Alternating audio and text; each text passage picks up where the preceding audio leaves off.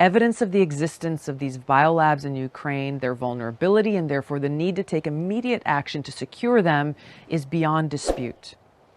Just the other day, the State Department's Victoria Nuland acknowledged that these labs that contain dangerous pathogens exist in Ukraine in her testimony to the U.S. Senate.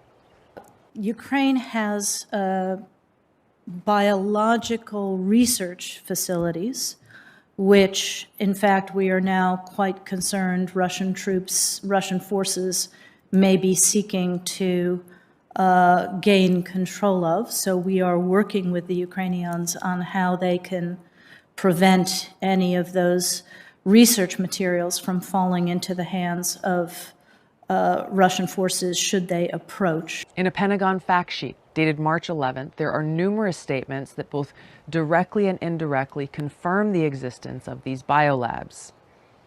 The United States, through BTRP, has invested approximately $200 million in Ukraine since 2005, supporting 46 Ukrainian laboratories, health facilities, and diagnostic sites.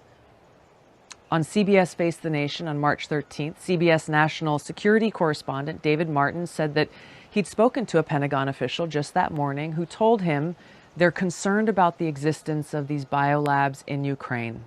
The concern is that the Russians will seize one of these biomedical research facilities that Ukraine has, where they do research on deadly pathogens like botulism and anthrax, seize one of those facilities, weaponize the pathogen, and then blame it on Ukraine and the U.S. because the U.S.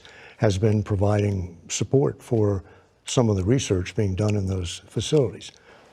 Now, in April of 2020, in refuting Russia's accusations that the U.S. was using biolabs in Ukraine to develop biological weapons, the U.S. Embassy in Ukraine acknowledged that there are U.S.-funded labs in Ukraine working with pathogens for vaccines and other peaceful purposes.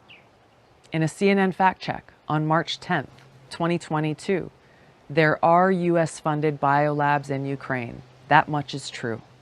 Furthermore, according to the DoD, there are 2 biolabs in Ukraine that have been under Russian control for quite some time. Russia illegally took possession of 2 Ukrainian-owned laboratories that BTRP upgraded in 2014 and continues to deny Ukrainian access to these facilities. So, Senator Romney, you have a choice. Out of pride, continue to deny the truth, or admit that you're wrong, apologize, and resign. Aloha, and remember that without the truth, we can be neither safe nor free.